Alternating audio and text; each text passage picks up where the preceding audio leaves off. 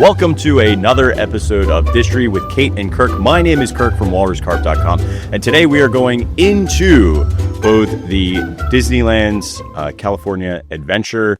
We're going into the foyer and the library section of the Tower of Terror, and we'll also be covering a bit of Paris. But before we dive into that, we want to have a little bit of extra ground footing. Kate has found some interesting details to kind of elaborate.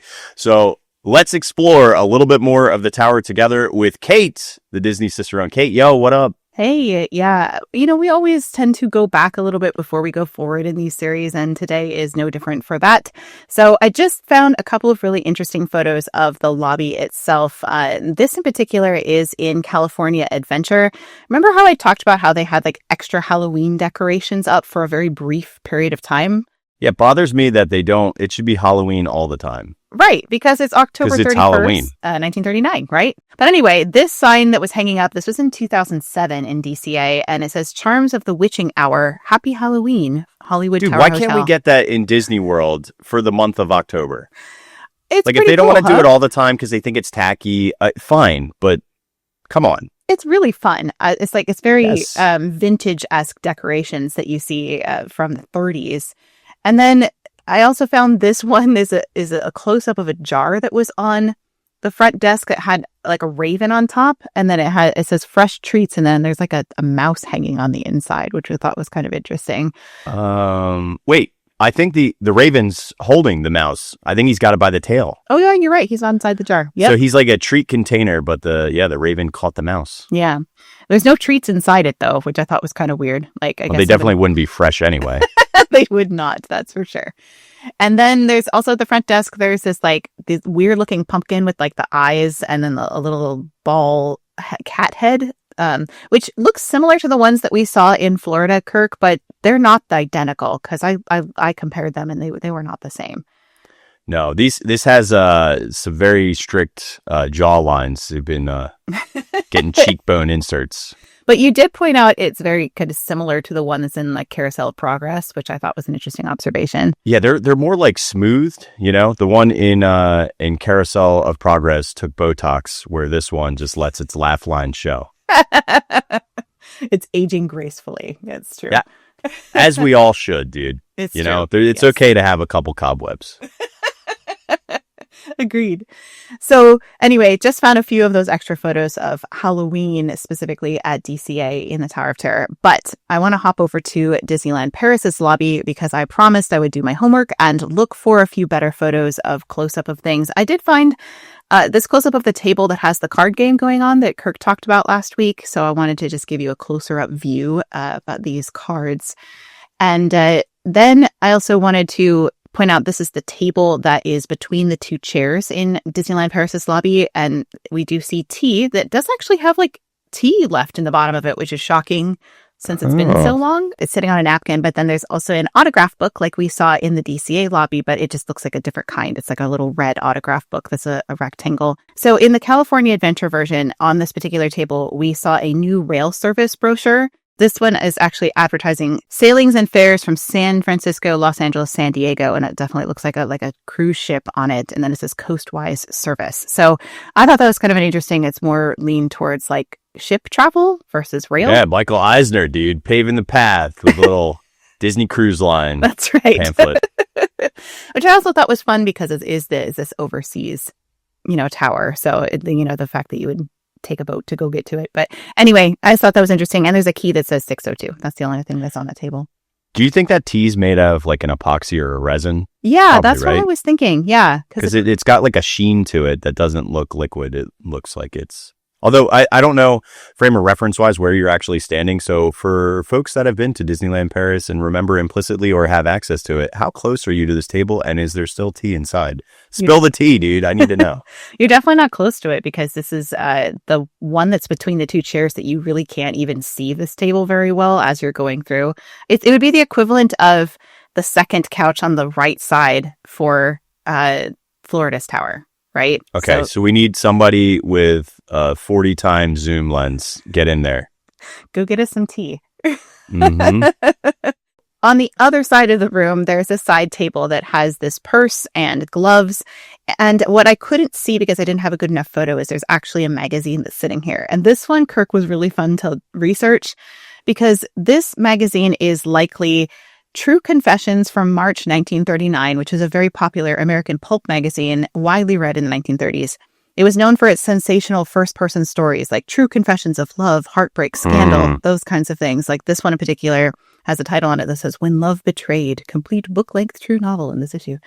But anyway, it launched in 1922 and was part of a True Confessions magazine genre aimed largely at women, featuring dramatic tales of romance, regret, ambition, and moral reckoning. It was enormously popular during the Depression and pre-war years and would have been instantly recognizable to a 1939 audience. So there's some...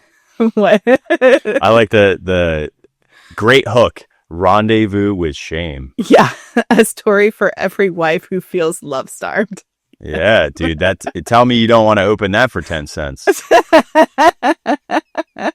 I have, when I was a kid growing up, well, not really a kid, I would say like high school age, I listened to like shock jock radios where they would do like War of the Roses and they would get people to like call in. Well, of course, social media has now come full circle and there's like a group of DJs and that is like my total guilty pleasure. I don't know these people. I don't know, but like I need to, and of course they chunk them into short form. It's like 6 parts. If I don't have a part, it's my guilty pleasure. Yeah. I just listen to these people call in radio and get caught or are they going to go on a second date? I don't know these people. I don't even know what they look like. This is Kirk's True Confessions moment. This is, yes, dude. I'm not even charging you a dime. Just my 2 cents. Well, I was interested, Kirk, as to what is actually in these magazines, because I was like, okay, what are the True Confessions? I'm like, so buckle up, Kirk, because you got to see some of these things, okay? Okay, let's see them. So this is one of the older ones, and this is actually quite scandalous for 1939, because this one says, my evenings were for sale, and it is what you think what it's about. It is. Is she an escort? Oh, yeah. Mm-hmm. Yes. Oh, she's a professional party girl. Oh, yeah. Look at that dude. All right. Listen, that guy's probably dead now, so it's probably all right to say this, but that dude looks like a guy who's hiring a professional party girl. I believe this one, I read through not all of it, but a good chunk of this. And this is basically that, she was falling in love with one of these people. And, like, would he have her being, it's a really interesting. It's Pretty Woman. Yes. Richard Gere. Holy cow. Everything has come before. All the stories we know have already happened before. Wow. So that was an earlier one. And then in this actual one that is in the Disneyland Paris lobby, this is an actual page from it. And it says there on the right-hand side below this circle that shows a woman and a man embracing, it says, "Take me with you, Mark," I pleaded wildly. "Take me with you. You can't go away and leave me here. You and I, Mark, together. I can't live without you." So, tune in next week to see if Mark actually stays with the broad. Anyway, I thought that was really fun, and I just wanted to share the True Confessions magazine that, Man, I'm not going to lie, I'd probably read this magazine. Oh, wait, no, I got one more. Okay, so this is another page that's in it. It does talk about the girl on the cover, but I loved this particular ad that is in it, and it says, "Can you dance 1 hour and 34 minutes without tiring? Can you, Kirk?" An hour and 34, very specific. I usually tap out at 90 minutes, but 94 minutes. Yeah. So if you need those 4 extra minutes, you need to eat a Baby Ruth. This is like, the hangry diva moments of Snickers before then. Yeah, this is what's going to keep you going. Did you read this line? Lively people are gay, interesting partners in every kind of activity. Their energy lends them charm and personality. The energy, the body comes chiefly from dextrose, which is our primary fuel. Meanwhile, we just launched sugar-free Oreos in this country. Right, which I heard you should not eat. At all, ever, if you value the your sugar life. Your body uses directly for energy, dextrose, as if dextrose is like some sort of scientific breakthrough. It's a miracle drug that will keep you dancing for 1 hour and 34 minutes without tiring. Listen, if I'm getting lively and gay, I'm probably eating a Baby Ruth. So let's do it. I'm all about it. Thank God for dextrose. Oh my gosh. So anyway, those ads are always hilarious in these old magazines because it's they're so great. different from today. So I wanted to share that. But let's move on. Oh no, we can't move on yet because I got this one for you, Kirk. So this is not anything to do with anything that we're talking about, but I ran into this particular magazine that's the Liberty that you can get for 5 cents. And it has this guy shaving with a pair of scissors that he's cutting. It looks like he's like pinching his skin in there. And he's already brutal. like baby smooth. What is he doing with that? Did he must have found one errant hair that he missed. Yeah, that's the only thing that would make sense. Yeah, because he's like dressed to go out for the night and he's holding a mirror and with a pair of scissors just to his jaw, which was wild. So, dude, also another great hook for March 18th, 1939. Why Stalin kills and keeps quiet. Dude, taglines, hooks, they've been around forever. Yeah. That's how you get readers to read and people to watch. And yep, we still do it today. Anyway, I would love to talk a little bit about the bellhops in the tower. We did an entire episode about this, had a really wonderful guest. Former bellhop Joshua Harris came on and talked kind of the behind the scenes of being a bellhop, if you want to go and hear more about it. But I did run into some information about the bellhops in this show info guide from Imagineering for Disney's California Adventure. So I wanted to share what it says about the bellhops there and also a few quotes from the Disneyland Paris team. Can you time out real quick? Yeah. Just want to, this is a fun, like behind the scenes thing about just rides and operations. If they ever, behind you in this photo of the bellhops, my eyes were drawn to it. You see all these like locks. Well, they're like lockout keys. It's to know that somebody is in or on a ride path. So each person is denoted their own lockout key, and they use these on all sorts of rides so that you know, like, not to be operating because the lockout keys are missing. So it's like, so you know where people are on a ride. Oh, interesting. Okay. Yeah. So like, for example, if like the people mover went down and they needed to walk the track, this would be like a very real example. They would take their lockout and they would place it off the board on the ride system so that folks would know that they are physically out and about. And you can't start the attraction without that because it's basically like completing a circuit. Right. So that's keeping everybody safe that way. Yeah. Okay. So this is from the show info guide about the bellhops. It says, in the lobby, a member of the hotel staff welcomes the guests and guides them past the front desk to the foyer of the lobby. Hotel staff personnel are a curious lot, perhaps a bit overly polite and seemingly from another era. Cast members of the Twilight Zone Tower of Terror are part of the staff of the Hollywood Tower Hotel. This famous Hollywood landmark, closed since October 31st, 1939, has been reopened for the enjoyment of our guests who are touring the facility. Hotel staff must comport themselves in a manner fitting to the sophisticated clientele that the hotel has traditionally served. Each member of the staff is at all times pleasant, helpful, and courteous in the extreme. However, given the nature of the attraction as an episode of The Twilight Zone brought to life, there is an unsettling quality in the character of the staff, a subtle, ominous, chilling friendliness. The body language is stylized, formal, and a little theatrical. Perhaps there is a certain vacant look in the eyes, a manner just a bit too friendly in the voice when delivering a greeting such as, "We are so very pleased to have you with us." Another strange quality often found in the staff is confusion of time. Today and yesterday often merge. Are we touring a non-functioning landmark hotel, or are we registering as guests? Do we have luggage? Are we actually becoming part of the crowd gathered at the hotel in October of 1939? No one can really know for sure. This is the Twilight Zone. So I thought that was an interesting context where they're talking about the confusion of time. You know, it's like they're locked in time, but like it's like they're still getting us on rides. So it's like, you know, it's a very interesting idea that they're kind of lost in time themselves, the bellhops. And then I also have a note about the costumes. It says hotel staff attending the queue, boiler room, load and unload areas are costumed as hotel bellhops. Their attire is appropriate to the 1930s Hollywood luxury hotel with a tunic, matching trousers, and pillbox hat. Staff in the hotel gift shop wear stylish 1930s period clothing suited to an upscale shop of the time. So I just have a few photos of what the bellhops looked like when they were in DCA. identical, as far as I can tell, to the ones in Florida. This is a costume that went up for auction from the DCA staff. You can see the same thing that we've talked about before with the host. They have the option of a jacket or a coat. And the host coat and the hostess coat are different because they open up different ways, just like women's clothing. The buttons are on the other side, and that is because of historically women, people would dress women. Well, people dressed men too, but it's because of the way that women were dressed by other people. That is why we have zippers in weird places and all those kinds of things. You know what's interesting is like it shows right hand dominance as well, because having the breast panel to the right hand side would make it easier with your dominant hand to fiddle with the buttons, where if somebody's dressing you, it would be on the left side, because then it would put it in a right hand dominant stance for dressing. Right, exactly that.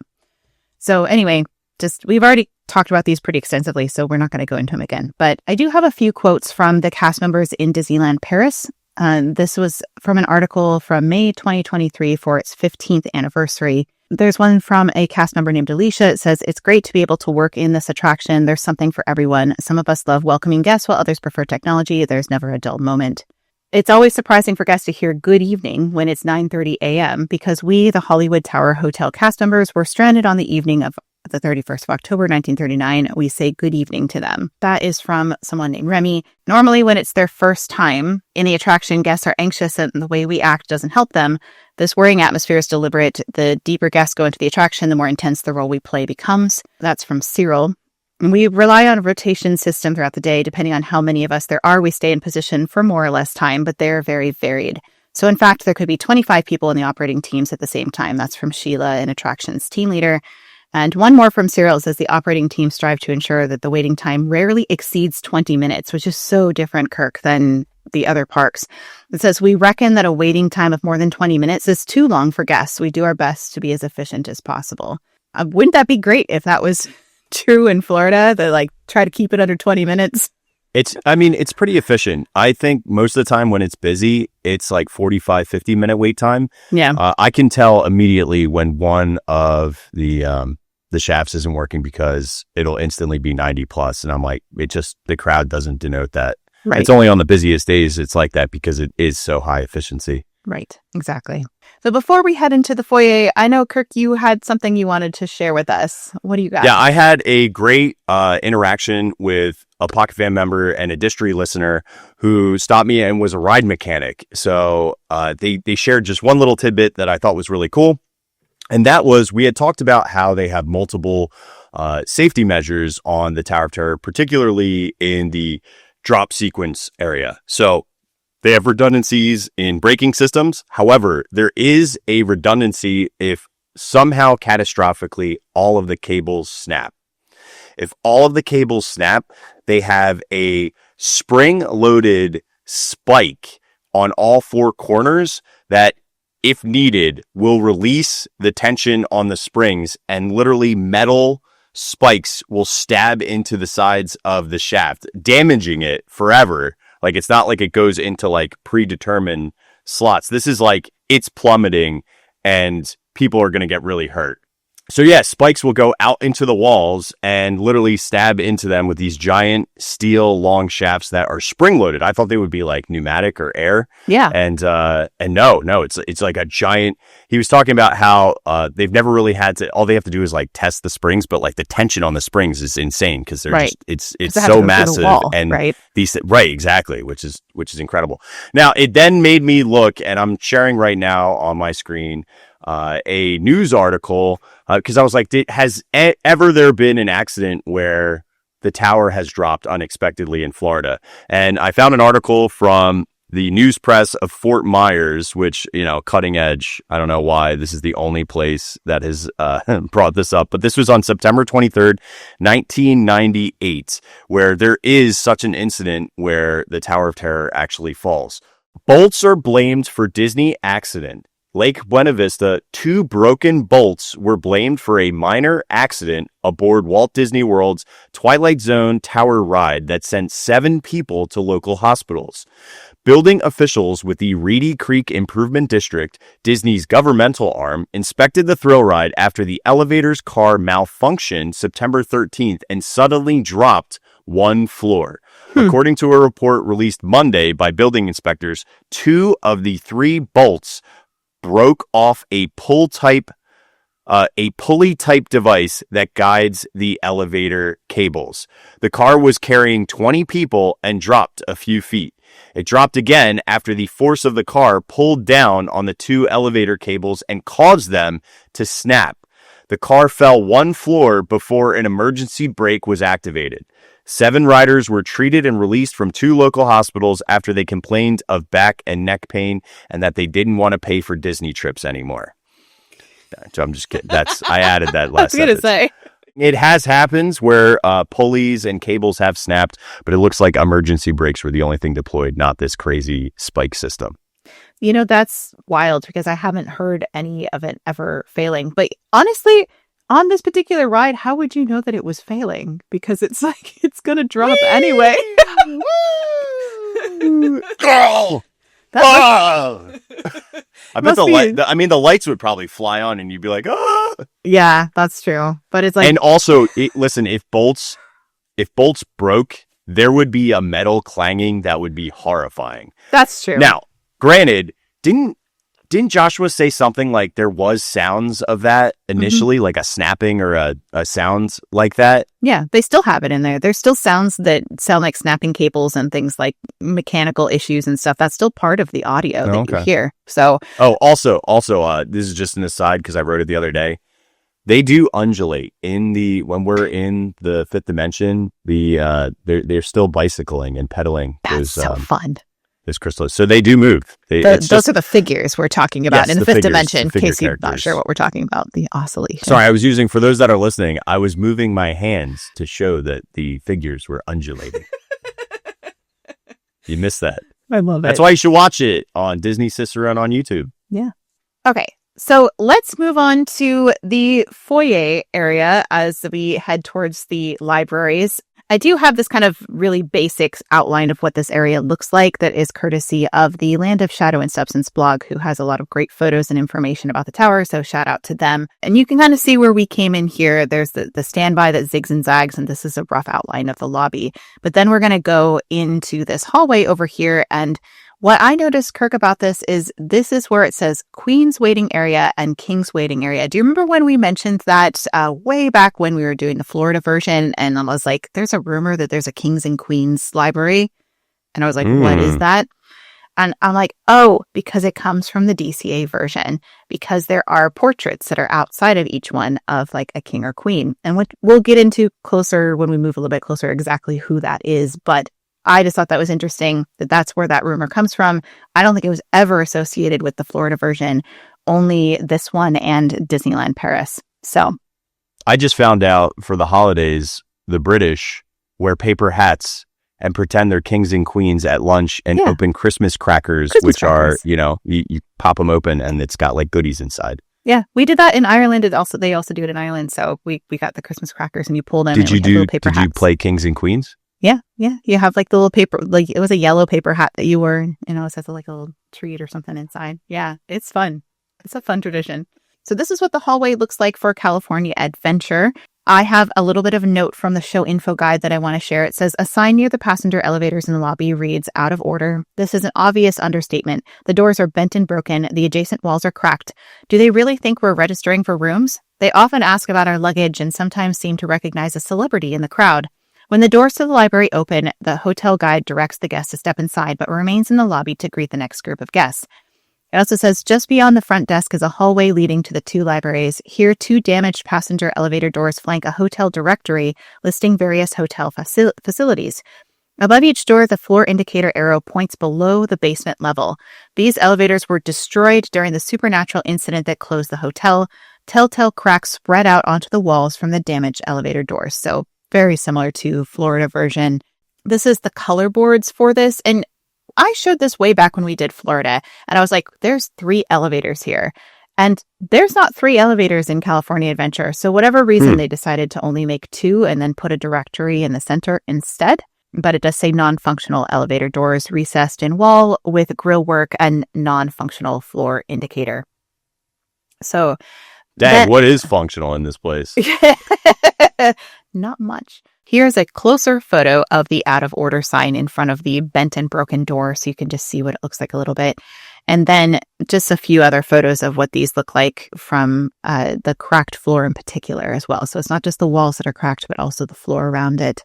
So here's the directory signs, and there is some slight differences between the one that is in California Adventure and the one that's in Disneyland Paris. But you do see it very similar to the one in Florida, where it still has the Stardust Room, a high society suite, which that one, I don't remember seeing that one in Florida. Do you remember that one, Kirk? That one's yours. So they just said, high society ladies, go up there. Like the Upstream Society in the Jungle That's Cruise. where you belong. Right in the penthouse. That's Kate's room, yes. And then there's the Beverly room, the fountain room, like a lot of the same things that we saw before. And then it just says the location. And I don't know if there's any letters that have fallen in this one. It doesn't look like there's any missing letters necessarily, maybe one or two. The U in Sunset, the I, or the A in library, the O in room. Okay, so there's a couple. There's a few missing letters. The W in lower. It might have fallen just like the other one, but a lot of them look like their letters are falling, but haven't fallen to the bottom yet. Hanging on by a thread. Yeah. And then this one, I believe, is Disneyland Paris. And so it has similar rooms to the other one. It's almost identical, except for like the position of the lettering. So I was reading through them like, yeah, these are pretty much the same. So also the font here for directory might look a little bit familiar because the font here is Rubens and the Haunted Mansion logo font is Ravenscroft, which is an elongated version of Rubens. So they use basically the same kind of like font language as another creepy Disney attraction, which I think is really fun connection there. They also use that same font in other signage and exit hallways in the tower as well. Oh, I have a closer view of it. Ta-da! The other one that's kind of the other fun thing that you can see on the sign is that it says steam bath, which I don't remember seeing that one before. Maybe I just missed it. But I thought that was kind of fun. And they do have the Tip Top Club. They have billiards, library, and a gift shop and whatnot. So just outside of these libraries, on either side is a portrait, followed by like a console table below it. So on the right-hand side there in California Adventure, there's a man in this portrait. And this is, we had a little bit of help courtesy of one of our art historian Distory friends named Bree. Looked this up, and this is King Louis Philippe, the father of Prince Louis, Duke of Nemours. Louis Philippe was king of the French from 1830 to 1848. Rising to power after the July Revolution and ruling as the citizen king, promoting constitutional monarchy and bourgeois values. His reign brought relative stability and economic growth, but grew increasingly conservative and disconnected from the public, leading to widespread unrest. He was overthrown in the Revolution of 1848 and spent his final years in exile in England, where he died. So this, you can see, this is the original portrait that they used, and then they just kind of like cropped his legs out for the attraction. But interestingly enough, I was like looking at all these, Kirk, like all these portraits of these famous people and whatnot. A lot of them kind of like went in exile or faded from like public view. And so I'm kind of wondering if there's a connection there to, the Tower of people disappearing. Oh, yeah. He's also got an absurd cane and he does look bougie. He does. He's very He looks like Cruella de Vil. He does. He's got mixed with Captain Crunch. And in the display case that is down below him, there is a broken stopwatch from A Kind of Stopwatch, Season 4, Episode 4 of the Twilight Zone, which is basically a watch that can actually stop time. So that you can see there's a little card next to it that says a great conversation piece available in our gift shop. So that episode is Patrick Thomas McNulty is a compulsive gambler who acquires a stopwatch capable of freezing time.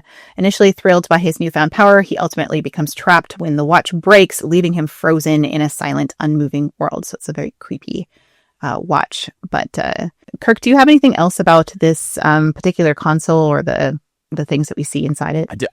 I'd like to stop time for a second and talk watches. I am a geek about watches. I really do like them. I just enjoy them, and there's a lot of history there.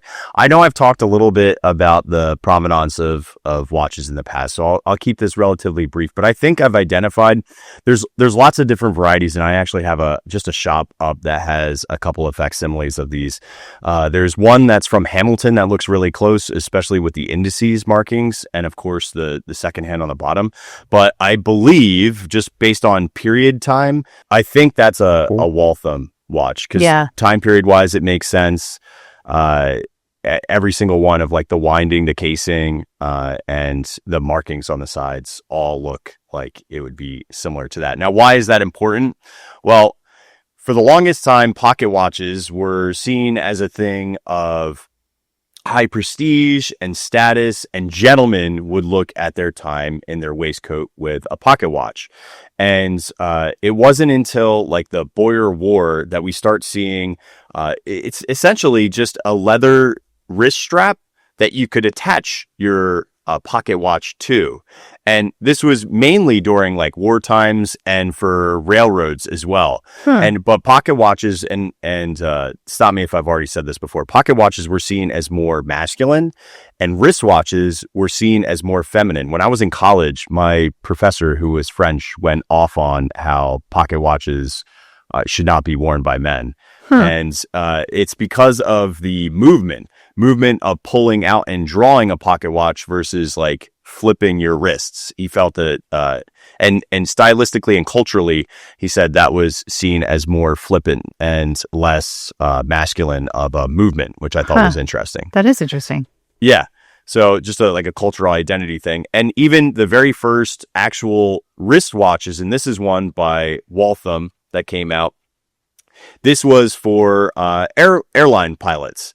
So aviators, but all it was essentially just kind of like two extra little bars added to the ends of a pocket watch, and then they would add the wrist strap to that. I mean, that's ostensibly kind of what watches are now. If you notice like the crown and where you wind the watch, they've gotten significantly smaller now because they're not as much of like a figure piece, but they started out as genuinely pocket watches, just turned to the side, added the two areas for wristwatches.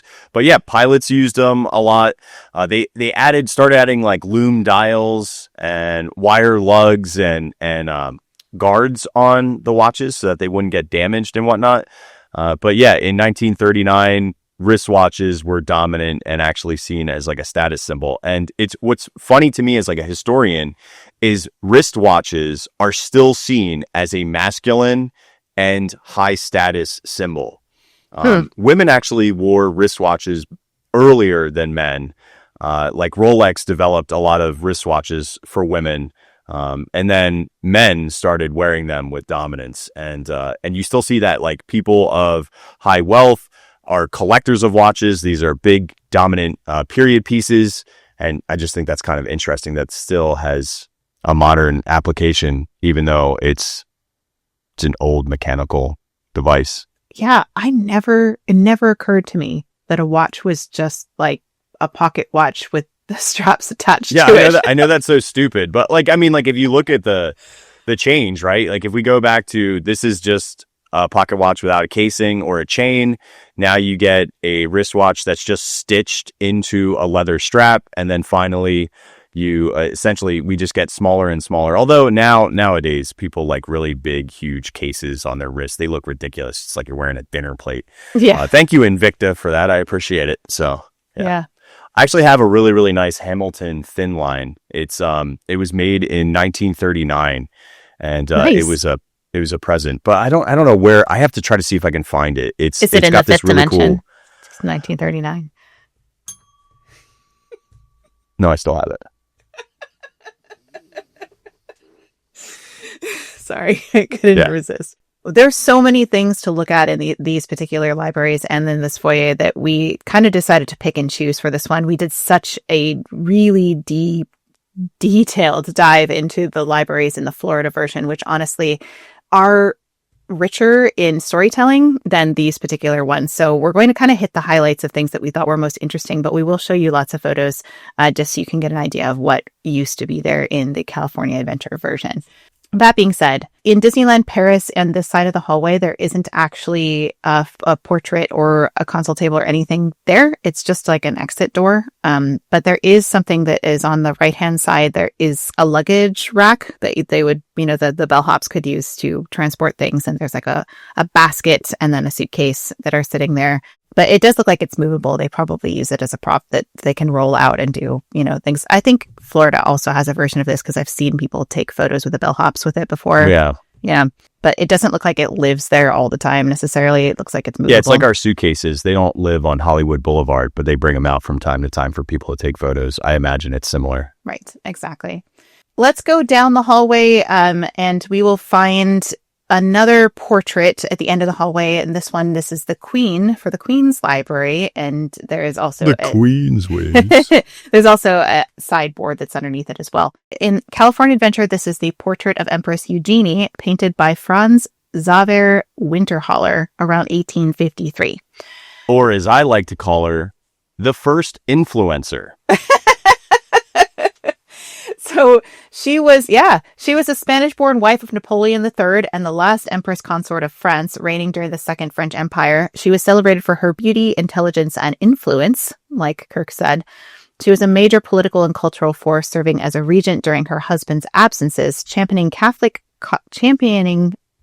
causes and women's education, and shaping Parisian fashions with crinolines, couture, and the rise of Worth. There she is in all of her glory. This is the full portrait because we just get the cropped version. After the fall of the empire following France's defeat in the Franco-Prussian War, she lived a long life in exile. So again, somebody who disappeared from public life, outliving her husband and son and becoming a living relic of a vanished imperial world. So people who disappear, common theme. Did you have something you wanted to share about her before we move on? I would love to. She has something that's very significant in our culture today, and it has to do with fashion and prestige and status. She basically platformed a lot of artisans of that time period. But one that everyone will know without doing any research is Louis Vuitton. Oh, yeah? She worked with him as a leather maker and got... that basically it was like the way to get him started and being popular because she was wearing and using garments that he had produced. I had no idea. Isn't that cool? That is cool. There's a bunch of others too, but I figured everyone would know at least the Louis. Yeah, that's fascinating. Mm-hmm. I love that. The one in Disneyland Paris is actually a different queen. And this is sadly one of the best pictures I have of her. But you can see her off in the distance. This was identified courtesy of our art historian friend Mugi. This is Maria Alexandrovna, the Empress Consort of Russia and wife of Alexander II. I have a better picture of her here. This is what she actually looks like in that portrait. She married Alexander II in 1841 when she was just 15. She was courted when she was 14.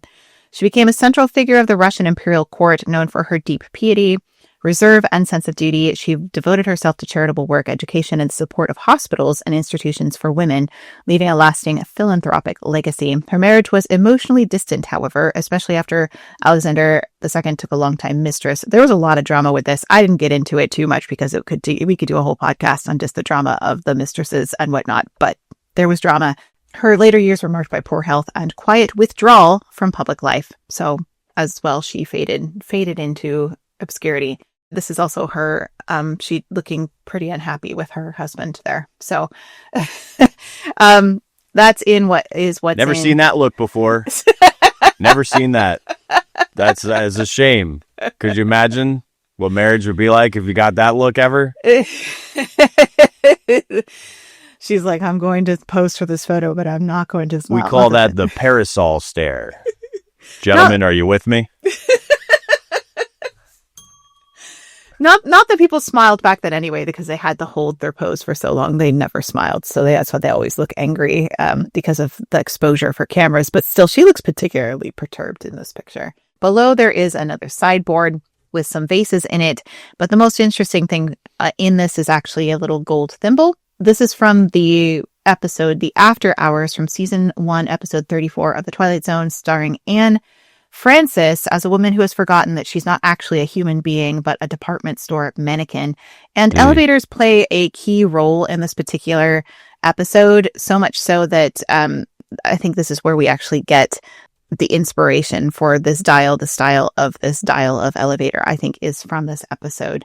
And then there's a display next to it on a card that reads, "Looking for a gift for mother? Find it in our gift shop." In the center, between the two portraits, there is a sideboard, and above it is kind of a relief of these like children reading some books, like a whole gathering of them. And then there is the sideboard underneath it does have this kind of interesting clock on it with like an eagle. Do you know anything about this one, Kirk? It looks like Anheuser-Busch's. But the only thing I notice is that it's an eagle triumphing over a serpent, which is kind of cool. Oh, yeah. Yeah, that is true. Oh, and I also have the sideboard itself. This is what it looked like when it went up for auction. So before we head on into the libraries, we just want to pause for a quick second and talk about some things we have going on at Disney Cicerone and Walrus Carp. So Kirk, what do you got going on over there these days? Did you know that we make clothes here at walruscarp.com? Yeah, we're not just historians. We actually put clothes on people's backs. Just some people like to call me the Louis Vuitton of theme parks. Nobody's ever said that, but we do have a couple of shirts. I just want to highlight the ones that make the most sense for this audience, and that would be our Tower of Terror Thanks for Dropping By design, which you can get. Everything has free shipping on our website. And then just because it's pertinent right now to the new season that's coming out, I have a little Stranger Carp design. Put myself a little bit in the upside down, if you know what I mean. So if you like a little spooky things, or you like the tower and, you like dropping by, you can grab those at walruscarp.com. Kate, what you got cooking? I'm actually very busy for it being around the holiday season right now when we're recording this, but I did finish writing my third book in the Moments of Magic series. Yeah. And so it's with my early readers. They're already working through it. And my goal, because it is a book that is all about the way we experience love as seen through the lens of Disney history. And so it's going to come out hopefully right before Valentine's Day is my goal, because it is a book about love. But I did want to talk about the very first book that I ever published and the first book in this Moments of Magic series, which is A Glimpse of the Magic, Finding Ourselves in the Disney Story. And I haven't talked about this one all that much. It is also my shortest book. It's a nice quick read, but a lot of people say they like that it has very short chapters. It's very easy to take in if you just need like a little bit of extra, hope and wonder, because that's really what this book is focused about, is kind of re-experiencing that hope and wonder that the Disney parks gives us through that lens of Disney history and some curated writings about the Disney parks. A little backstory about this is I started Disney Cicerone. I started it mostly as a blog and like an Instagram channel. And I was like, I'll just share a little bit of history and some thoughts and things like that. And nobody read my blog except for like my family for a good long time, which is where we all start, right? We start at zero. And so I had written all of these like blog posts that nobody had ever seen before. And I finally decided, you know what? I'm going to, like, I've always wanted I love writing. Writing's my passion. I'm going to turn it into a book. And I did go back and rewrite some things and whatnot. So I turned it into a book, not just a blog style. And I wrote additional chapters, of course. So there's things that are not available anywhere else, but in this book. And then I published my very first book, which was, I'm trying to remember what year I did this. I want to say it was 2022 was the year I published this one. But you can find this on disneycicerone.com. That's where you can find all of my books and signed books and whatnot. It's also available on Amazon. And if you prefer that I read it to you, it is on Audible. So lots and lots of places you can find the entire series. And soon the third book will be out in early 2026. So yeah, that's what I got going on over here. I love it. Yeah. By the way, I get the pleasure of being one of these early readers. Yeah. And yeah. For those that are listening, I'm going, Little canoodly, though. Little canoodly. Canoodly. Well, I do have a fiction series that are a little canoodly. These ones in particular are nonfiction, so there's less canoodling involved. But real canoodle. let's jump back into the tower. We got a lot to cover with these libraries, so let's head on in. And I do have this from auction, was the actual plaque that says library that would be above it, above the door as you head in. This is what it looks like in Disneyland Paris. There's a little sign that says library. A little bit of a caveat. Again, we're not going to go over every single tiny little thing in here, but we will show you pictures of a lot of it, so you get a good idea of what's in here. I do have to say, Kirk, that these libraries have a lot less storytelling in them than the Florida version. They do tell a story and they do have a lot of set design, but we found a lot deeper storytelling and differences in the Florida version. What? Would you say that the Florida version tells a better story than California? Yes, I would say that, which hurts me to say that. Always hurts me to say that. But, one for Disney World. But here's the thing. They had so much more money to spend in Florida. We've talked about this before, that this is kind of the budget version of the tower compared to the Florida version. So much less money was spent on this one because they didn't have a lot for California Adventure. So money can't buy happiness, Gabe. I'm just letting you know. Money can't buy happiness. That being said, let's talk about the show info guide, what it has to say about the libraries. This is from Imagineering. It says, there are 2 libraries similar in design but slightly different in propping. Each contains a full complement of bound volumes and artifacts collected by the globe-trotting owner of the hotel, along with references to episodes of the Twilight Zone. So each library is richly detailed with bound volumes, sculpture, art, and artifacts collected by the well-traveled owner of the hotel. Among the items on the shelves are props that recall specific episodes of the television series. A flash of lightning darkens the room. The television springs to life with the opening moments of a Twilight Zone episode. The episode concerns the Hollywood Tower Hotel and the night the elevator vanished through a lightning storm, taking 5 passengers and a portion of the hotel along with it. Rod Serling then invites his viewers to step aboard a service elevator, still in operation, for an unforgettable journey into the Twilight Zone. At the conclusion of this video segment, the lights return and a hidden door slides open to reveal a passage to the boiler room. So nothing kind of new there, but I do have a couple of notes, Kirk, about the audio in this room, and this is courtesy of our friend Joshua Harris of the E82 project, who has collaborated with us on this whole tower series. He also has a wonderful collection of restored Disney Parks soundtracks at epcotlegacy.com. So if you want to go listen to music, he has a whole tower soundtrack that's just fabulous. Anyway, he gave us a few audio notes. He said this is different than the Florida version because there's actually subwoofers underneath the floor that give you the feeling of thunder, which I think is really cool. And you start feeling and hearing the storm as soon as the doors open to the library and you walk in, and then it just builds from there. Versus the Florida version, what you're used to, Kirk, is like there's nothing that you hear or see until the thunder cracks and then the pre-show starts, right? It's like you're just walking in a normal library, no storm. So thought that was interesting. Yeah, you know what? I know I rode this a long time ago before they changed it over. I don't remember that specific detail. Yeah. Do you remember it? I don't. And I was trying to remember if in Paris they have that. They probably do. And so I have to go back and look at my footage and see what it's like. But yeah, I barely remember this ride from DCA only because I had small children a lot in the final years of it before it disappeared. Yeah, they ruined it. I get it. So this is the left library. Let's head in there first. And the way that we're going to do this is we're going to do everything on the floor first, everything, and then we're going to do everything kind of like this, the mini shelves and then we're going to do the top. And that's how we're going to manage this. Okay. So sure. Just show me the stuff, lady, and let's talk about it. Okay, let's go to the desk. There is actually a Mahjong game and a book about how to play Mahjong on here. Do you have anything you want to share about this, Kirk? Mahjong? Oh, boy, do I ever. Okay.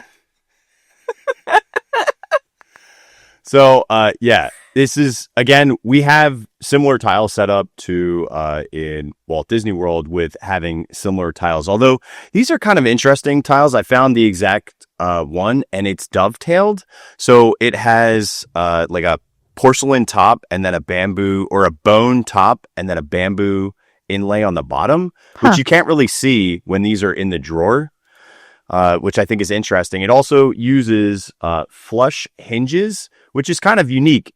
For those that are listening, it almost looks like a brass clover leaf, But when it's flat and the middle has a hinge, you can actually peel back the one side and then you use that as your drawer pull. There's several drawers here in which you will store your mahjong tiles when you're not playing. I believe this one was made by Mi Sun Hong because that looks similar to the text that's included with it.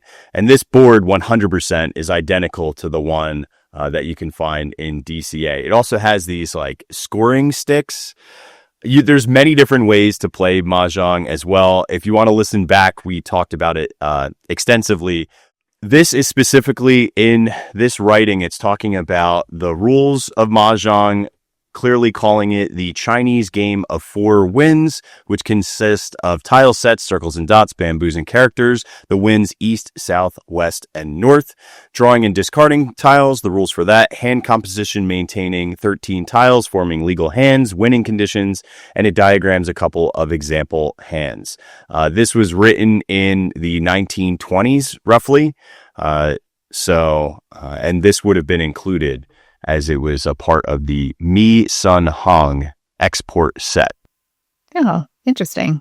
Yeah. I love how they just laid out the tiles just like there are in the picture because they're similar to the picture. So I think they're trying to teach themselves like what things look like. Exactly. There's also a magnifying glass so they could read that tiny little text for the book. There's what I think is probably an ashtray on the right-hand side of some sort, maybe that can store things. I wasn't sure if it was because it looks like it could either be cigarettes, right? You put 3 cigarettes on it, or is it incense? But I couldn't find versions of either. Yeah, well, the only thing that made me lean towards that is because it has that like holder that's there, like we saw in the Florida version, where like a cigarette box. Yeah. So I don't know for sure, but that was my best guess. Is it probably an ashtray? Incense is an interesting idea, though. I hadn't thought of that. So the other thing we have here is this inkwell that has a woman's face on it. That's what that is. Yeah, it's an inkwell. I took a while to find it, but here's what it looks like close up.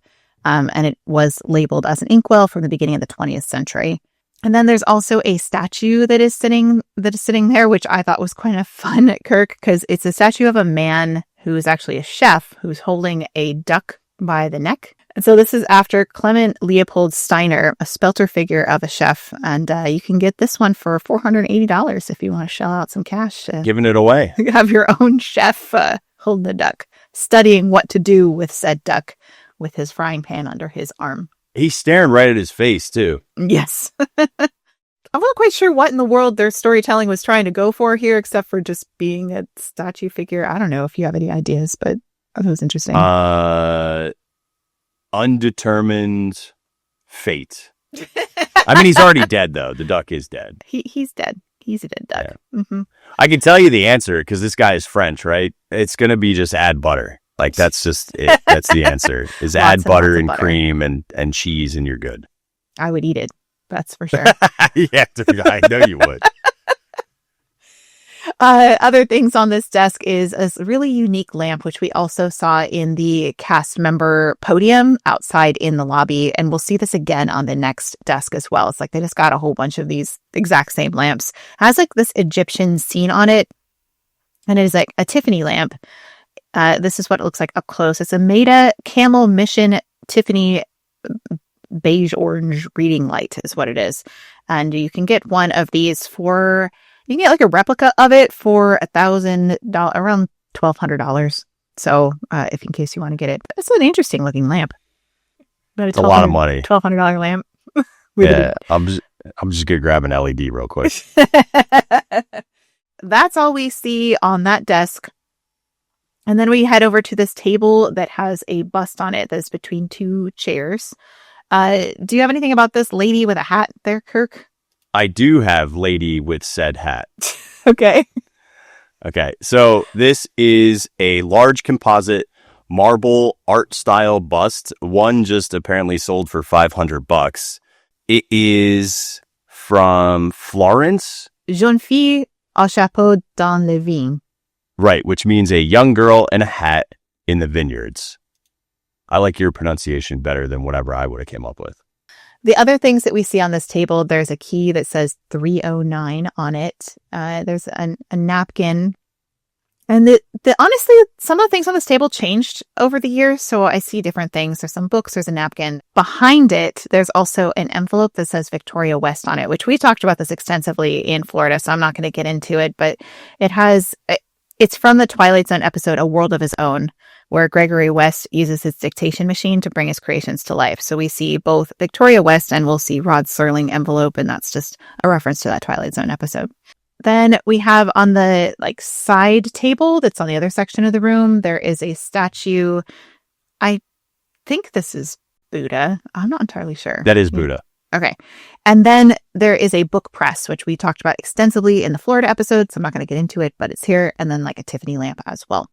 And then we see on the book stand that's on the floor, this is likely a medieval illuminated manuscript. It has a handwritten Latin style text with decorated initials and a floral marginal illumination that are characteristic of late medieval European manuscripts, especially religious or scholarly text. It's possibly based on the Book of Hours, which is a medieval devotional book designed to guide private prayer throughout the day at set times called hours. This was popular from the 13th to the 16th centuries, and these books were often lavishly illuminated and made for wealthy lay people rather than clergy. They combined religious devotion with personal identity, frequently customized with family names and whatnot. But I thought because this is the Queen's Library, I was like, okay, would Empress Eugenie have had one of these? Because I was like, what is this, right? She was famously devout, deeply Catholic, and intensely interested in historical continuity with France's royal past. So it is entirely possible that she would have a Book of Hours. As Empress and patron of the arts, she collected and commissioned revival-style illuminated prayer books, manuscripts, and medieval-inspired objects that echoed the grandeur of earlier queens. So she actually did commission these to be made. Hers would likely be a 19th century neo-medieval Book of Hours or illuminated prayer book rather than an original. So but that is right in line with her history that she would have a Book of Hours, a reproduction of the Book of Hours in her library. So I thought that was kind of a fun detail tie back to the Queen theme. So. I was able to find another Latin passage that's similar to this, similar text and style, because this one's really hard and hard to pull out, but it would be an example of what you could possibly find in this. Yeah. Translated into English would be, "Blessed are those who walk in wisdom and who seek understanding in the darkness, for knowledge endures where the flesh fails and truth is revealed to those who wait." I love that. Then we're going to go to the corner with the TV, which is pretty much identical to the one that's in Florida. And it has this is what the auction looked like for the frame that the TV is sitting in, which I thought was kind of cool to see. Below that, there is a table with these bottles sitting on it that are locked in a little cabinet, which we have actually discussed this before in the Florida version. But I know that Kirk has some additional information for us. So I was able to find on Etsy a very similar Victorian tantalus that's just like the one that you see in the tower. And remember I had said, I would love to see what's inside. Well, probably nobody remembers this. I wanted to see what was inside because there weren't any images that I could find online earlier, but I wasn't really looking effectively. So with some stacked information, I was able to find the inside of one of said boxes, and it was for games. So it has a cribbage board inside. What? So remember, I was like, oh, there's a secret drawer on the bottom, and it was really tiny. Well, that would be for decks of cards and the cribbage board. Oh, which makes perfect sense because you're entertaining. You have your decanters, and then boom, shaloom, you've got Heads Up 7-Up. Oh, that's so interesting. You've solved the mystery. Well done. The other thing that is on the floor is a globe, which we went into the history of globes in both our Mr. Toad series, and I even touched on it a little bit in the previous library, so we're going to move on from there, but it does exist. Moving on to the shelves that are around the room, this one is the trumpet shelf, which does not have music underneath it like the Florida version. We had all this kind of ties to Mickey Mouse and whatnot. There's no sheet music here. It's just trumpet, and the trumpet, of course, is tied back to the trumpet player in a passage for trumpet episode of the Twilight Zone, where a trumpet player contemplating suicide who is saved by another trumpet player, Gabriel. It's a whole thing. We've talked about that episode already, so we're going to move on. There's this painting behind it of a couple, And I asked our art historian friend Mugi, who said it's very reminiscent of paintings based on Highland Mary by Robert Burns. And so I was like, Kirk's hiding his eyes because there's canoodling going on in this. They decided to make that thigh. I don't know what's happening there. It's that poor lady too. Her hair game is. Yeah, it's rough. He's got a pompadour. She's got, a 5 head. I don't know what's happening. But Highland Fairy is a poem by Robert Burns, mourning Mary Campbell, his lost love, whose early death transformed personal affection into lasting romantic myth. Jeez, dude. Oh my God. Thank God that's smeared and blurry, dude. Wait, Moog, what are you looking up, bro? This isn't smut. Like, give us the art. What's the art in this? Kidding. Well, thank you for looking this up. There's more here. There's the poem blends pastoral tenderness with grief, portraying love as something sanctified by memory and untouched by time, like the people who have disappeared in the tower. So I think that's why they probably picked this, is this idea of being untouched by time and the tenderness with grief and all those kinds of things. And so you can see here similar artworks of the late 18th and 19th centuries, especially romantic poetry and pre-Raphaelite painting, echo this theme of idealized, unreachable women preserved in death. Like Burns' verse, these works favor emotional sincerity, nature imagery, and longing over realism. Together they reflect a romantic fascination with love made eternal through loss rather than fulfilled in life. So again, people who have disappeared. Same theme for the tower. So I think that's why they picked it. They even got the dog watching awkwardly. We have this one as well. Then next to it, there's also a statue of the Thinker and a bust of Napoleon Bonaparte, which is also in the Florida version, but it's on a table instead of in the shelf. So they just borrowed that from Florida. There's another shelf that has a Buddha sitting on it. Kirk, do you have any information about this shelf in particular? No. Okay. There's also an art print and a few different vases and whatnot. And just to mention that a lot of these libraries have sections that are organized by like region of the world. So they'll have everything from a particular country or area of the world, and they're all grouped together in a collection. And we'll see that again and again as we explore the library. Now, I will say this is significant only to remember in the future.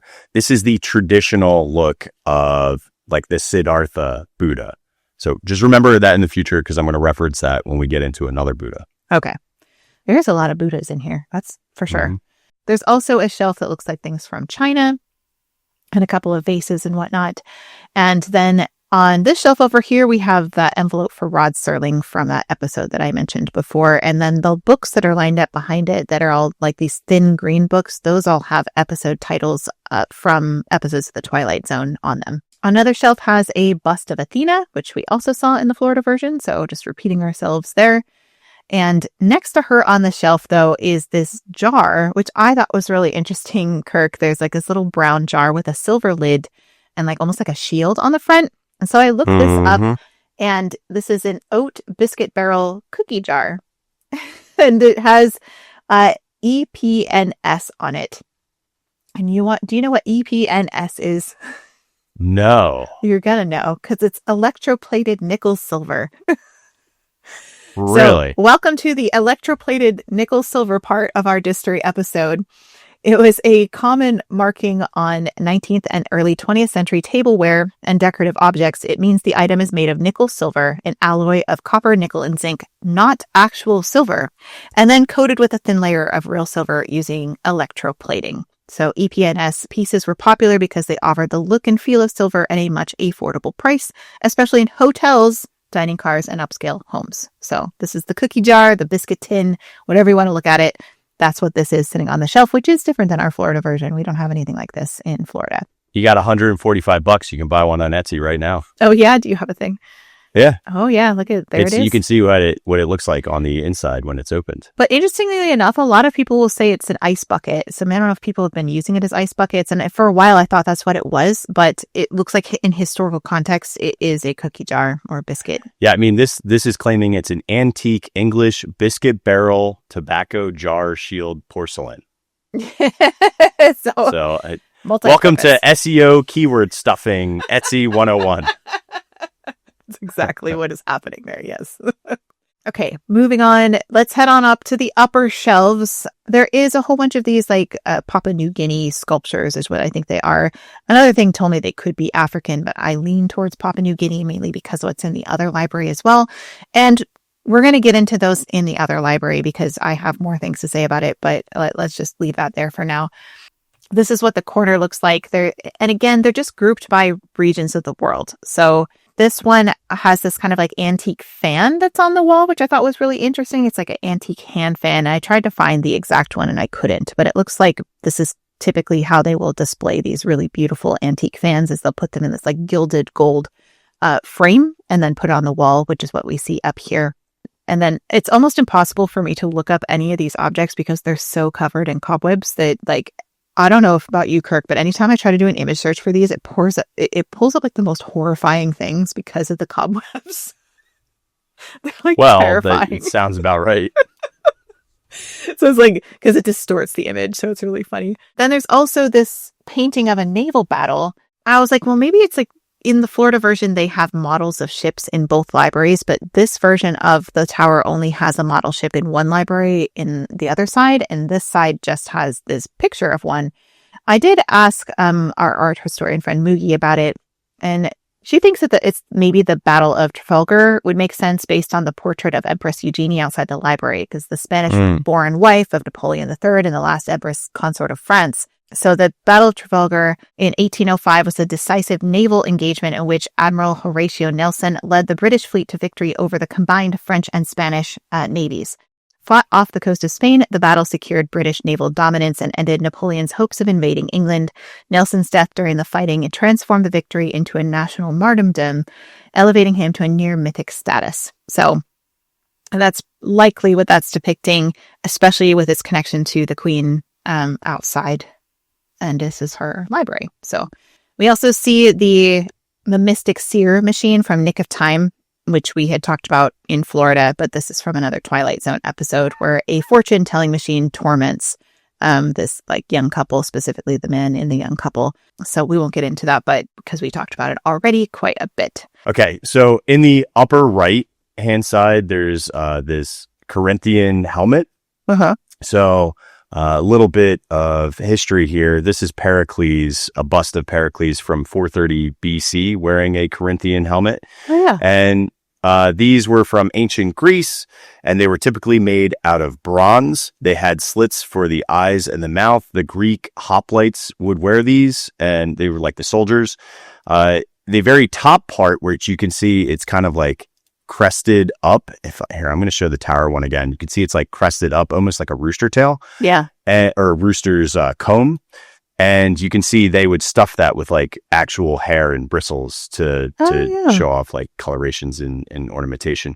And then I was also able to find, this is a Italian version of a Corinthian one, and it just, the only thing that could pull me back to Disney was the armor from Mandalorian. I was thinking Mandalorian. And I was like, you can't tell me that that's not Mando armor when you look at a Corinthian helmet versus the Mando armor. I mean, they are very, very similar. So. Yeah, they definitely pulled inspiration directly from that, for sure. Mm-hmm. Mm-hmm. So that's what I got.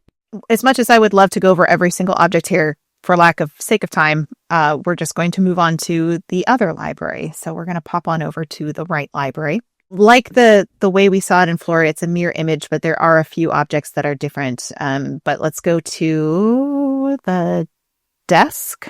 The desk looks very similar, but it's not identical. It does have a mahjong set. It does have the book that's open and them studying it, which is pretty much the same. It has the same Egyptian lamp. And it has an inkwell, but a different style of inkwell than we saw in the previous one. It has a little bit more ornate. This is a closer up view of the inkwell itself. So then there's a statue of a woman as well. And I looked this one up, and she is a woman dressed in Moorish clothing. And she's part of a set. It looks like she's maybe playing like castanets is a possibility, but she was actually part of a set with a man who's playing the mandolin. So you typically went together. So I don't know where the man went. I don't know if he's somewhere else in the library or he just disappeared, but that's what's on the table, the desk there. Vanished, dude. Yeah, vanished. Yes. Come in pairs. He's not there. Then on the side table that's on the other side of the room, we have another book press, we have another lamp, and we also have this statue of a woman with a man. I don't know if you found anything about this, Kirk. I couldn't find this one.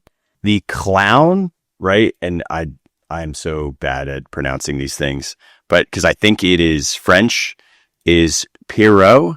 Oh, yeah. It's like this, you know this? Yeah, Pierrot. Yeah. It's like a famous clown. Yeah. Yeah, it's like a style of clown. That's the ruffling and the edges from it. But I don't know, dude. I don't know anything else about these things. It's weird. Apparently he was in love with Columbine. That's like the character.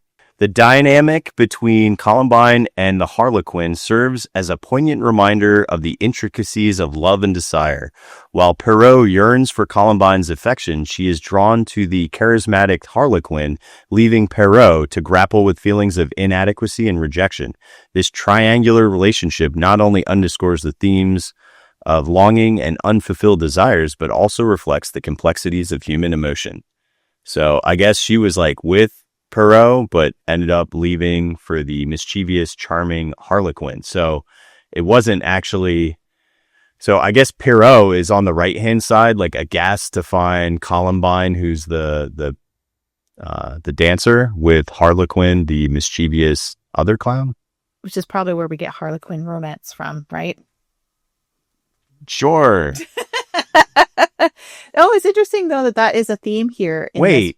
What? Do you think, dude, that's probably where like Harley Quinn comes from. Yeah. Like as a character? Yeah. Let's pop over to this other table here. We do have the octagonal table that is between two chairs that have stacked books on them, so guests don't sit on them like before. We do see the Victoria West envelope that is behind it on the shelf. So just like the other library, it also has Victoria West and the Rod Serling envelopes. They're in both libraries this time. Then there is a house phone and some books. And I found a couple versions of this, Kirk, where there was actually a goblet, a key that said, I think 506. But then there's also a napkin with a cookie on it. And I was like, did they get the cookie from the other library? Because there's a cookie jar. From the biscuit tin. The biscuit tin, yeah. So I was like, oh, a cookie. But it was only there for a little bit. And then this looks like an older photo. So I wonder if it was there at the beginning and then like people tried to pick at it or eat it or, you know, what guests do. And then they took it out because it's not there. Can I take this on a diversion? Yeah, absolutely. I would like to celebrate History in the Making, which recreates historic foods and crafts, and they were able to share on the internet a recipe from the 1930s for a said Halloween sugar cookie. So a Awesome. Typical woman grabbing her ice tray from the refrigerator of the well-read For the Hostess, which was a 1930s advertising pamphlet for Kelvinator refrigerators, because you would make foundation dough for refrigerated cookies. Huh. So this is actually a cookie recipe that included shortening, 1 cup of shortening, 1 cup sugar, 2 egg yolks, 3 tablespoons of milk, 1 teaspoon of vanilla, 3 cups of all-purpose flour, 3 teaspoons of baking powder, 3/4 teaspoon of salt, 2 squares of chocolate, and coloring can be added to half of the dough. And when you are finally done, you will get these lovely Halloween sugar cookies if you want to make something from the 1930s. And that this recipe was specifically made to sell refrigerators. Refrigerator cookies. Refrigerator Halloween cookies from the 1930s. Why were they refrigerator cookies? It looks like you still have to bake them. Yeah, you still have to bake them. I think it's because of like eggs and butter. Oh, because the ingredients are kept in the fridge? Yeah, I think you're supposed to like sit on them for a bit, you know, like let them like meld in the refrigerator. Oh yeah. Let the flavors marry for a couple hours.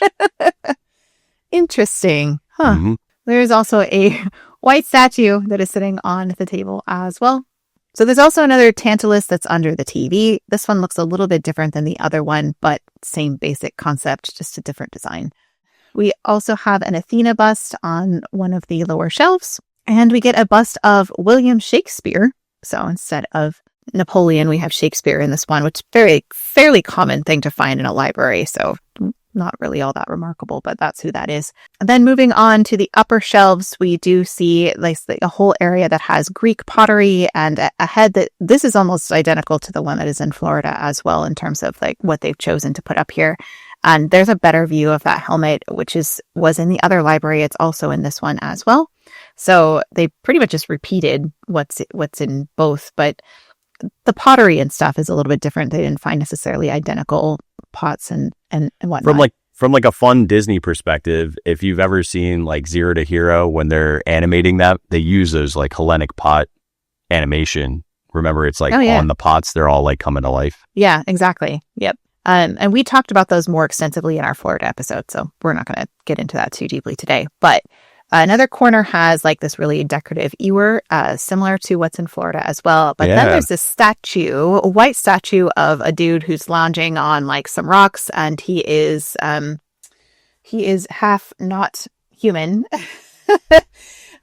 He has legs of a goat. So this is actually Pan, the faun, playing the pan flute. And in Greek mythology, Pan symbolizes the wild fertility and the season of spring. We talked about this when we did the Haunted Mansion queue, and also talked about Pan in the end of Mr. Toad. So we've talked about Pan before, but he's a horned man with legs of a goat, similar to a faun or a satyr. He's also associated with fertility. He's the god of shepherds and flocks and was concerned with their fertility and well-being. Pan was said to be able to induce panic in humans and beasts, turning them into deranged carnivorous beings. The wildness of soldiers in battle named Panic was attributed to Pan. So that's where we get the name Panic, the word panic. He's also the god of rustic music and impromptus. So he's often portrayed as a piper, and in paintings and sculpture and ancient representations, he's often shown playing his pan pipe, which we see right here. Then we also see this ship, which is a model of a ship, possibly just a generic like Portuguese Atlantic Age of Discovery sailing ship. I couldn't find the exact model. I know that our art historian friend Mookie said it's similar to the Santa Maria, but it is not exactly the same because of the mass and whatnot. Just to show you a few more things here, there's just collections of art from different areas of the world. And then we do have that little miniature spaceman, which we've been calling a little alien, but the Imagineering show info guide actually does label him as miniature spaceman from The Invaders, where Agnes Moorehead is a woman beset by tiny creatures that turn out to be the crew of a spaceship from Earth. Spoiler alert. So he's up there too. He's painted gold. So he's different colors than the one in Florida, which is interesting. He's like my favorite in Florida. He's so cute. I love him. Mm-hmm. And then above the TV, we do have Isis and Anubis over the TV. So that is anything we run into that has Egyptian influences could be referencing the Queen of the Nile episode from season 5 of the Twilight Zone, most likely. We also have this guy. I can't believe that's not Buddha. Because that is... Thank you. That is Bodha Dharma, who's actually the founder of a different sect of Buddhism, which would be Chan or Zen Buddhism. They were most known for practicing meditation, but they believed in not just the philosophy of Buddhism that all life is suffering, but the practice of how to obtain enlightenment, which is through effort, endurance, and awakening through hardship. So if you actually see, this is the traditional look of Buddha, but if you look at Buddha Dharma, he just kind of looks like a dude who's going through it. And every single picture of him is a dude going through it. And I guess this guy he's like wrapped in clearly a blanket. is every single picture that I'm showing is like a dude who's like, I'm not having the best year. And he always doesn't have a shirt on, which is very and he's always hairy. He's very hairy. He's got a beard and a hairy chest, and then this geriatric one is probably a Silver Alert somewhere in Florida. But he's purposely made to look like uncomfortable and not like a god, essentially. Yeah. I mean, isn't that all of us right now? The end of the year. Mm-hmm. Yeah, like it's like he's going through the process of enlightenment and understanding and suffering. Like he is the process of suffering, where wisdom and attainment has already happened to Buddha. That's why he's always like chilling. This is how I look right now. I haven't gotten to Siddhartha yet. I need to. You need to shave. I need all these things. Wrap yourself up in your blankie. hide yourself away from the world. It actually sounds lovely today. I know, right? On another wall, we see all of these masks. So now I want to talk about the Papua New Guinea masks. These masks are likely Melanesian, most likely from Papua New Guinea, and specifically resemble styles from the Sepik River region. What they represent is ancestral spirits, clan totems, or mythical beings, not gods in the Western sense. In Sepik cultures, masks were used in initiation ceremonies, funerary rites, and spirit house rituals, acting as a temporary vessel for spiritual presence. The exaggerated Spirit house rules.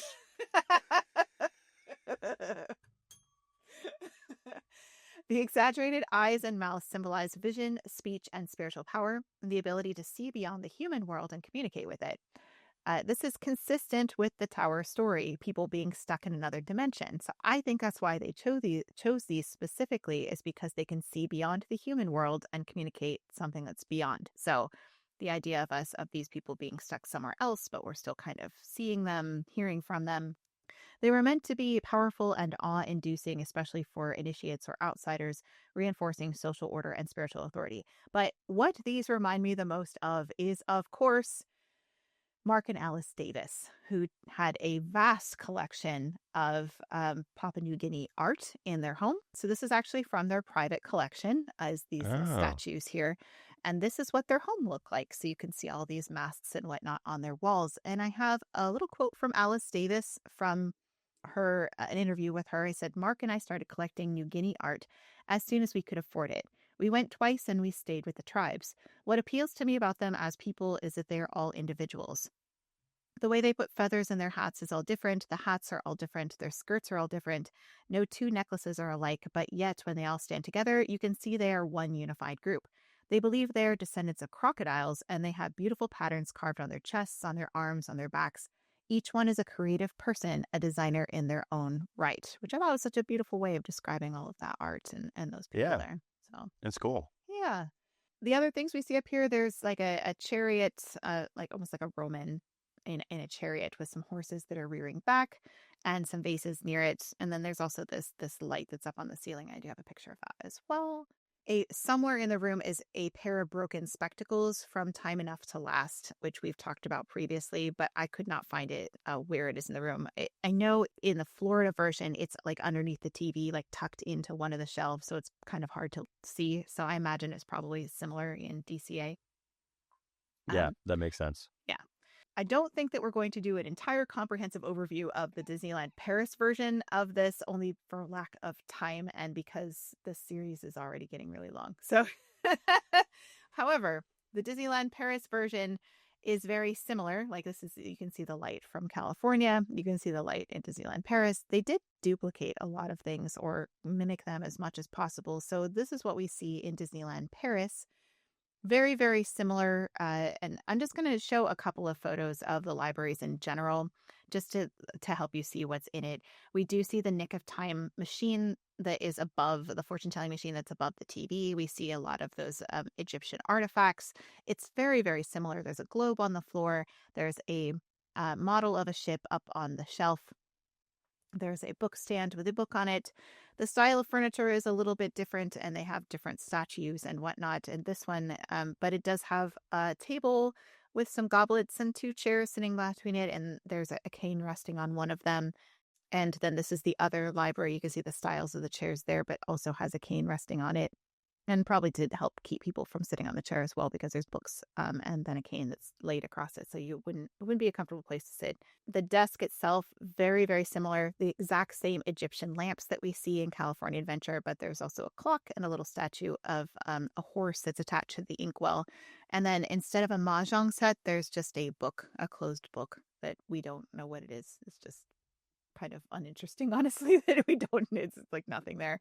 But we do see the same kind of collections of artifacts that are up on the upper shelves, and also some more of those kind of like Papua New Guinea style masks.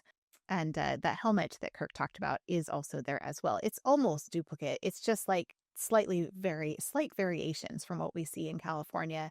So I was like, and the furniture style is a little bit different because it's more likely that they got whatever they could from what was local in Yeah. France versus like shipping stuff overseas is what I think. There is also a book press and a Tiffany lamp on the sideboard as well. Sorry, not a great picture. It's just a screen grab from when I was there this summer. And then there also is a tantalus as well. So sitting on a little side table underneath the TV. I mean, it's fairly identical. That's pretty much all I have, Kirk, unless you've got anything else about Disneyland Paris. I'm so happy to be out of libraries. You have no idea. I know, me too. I'm done. Are you guys done? I'm ready to be done. I love this series, but enough, bro. Enough of the libraries. Yeah. I think I was honestly dreading this episode for quite a few weeks. And I was just like, I can't. I'm like, and then we're going to do this right before Christmas, so my brain's already like done because I'm like just doing so much. But hey, but now you don't have to worry about it. We're on the other side of it. I feel like this was like the hill that we had to get over. Like, I think I can, right? Yep. Now it's all downhill from here. Casey Jr. Yeah. So next time on Distory, we're going to head into the boiler room of California Adventure and Disneyland Paris and see how it's different than the Florida version because they are not identical. And there's a lot of really interesting things in there as well. And then we'll head on to the ride and so on and so forth. And then out of the tower eventually, finally. Kirk, do you have any final thoughts here as we wrap up these libraries? I'm so happy right now. Wrap them up, dude. Wrap them like a present. Ship them out of here. Let's move on. Ship it. I'm all about Ship it. Well, thank you everybody for being with us for this episode of Distory. We hope you enjoyed this kind of deeper dive into the libraries that no longer exist in California Adventure. And we'll see you next time for more Distory. Thanks for being with us, everyone.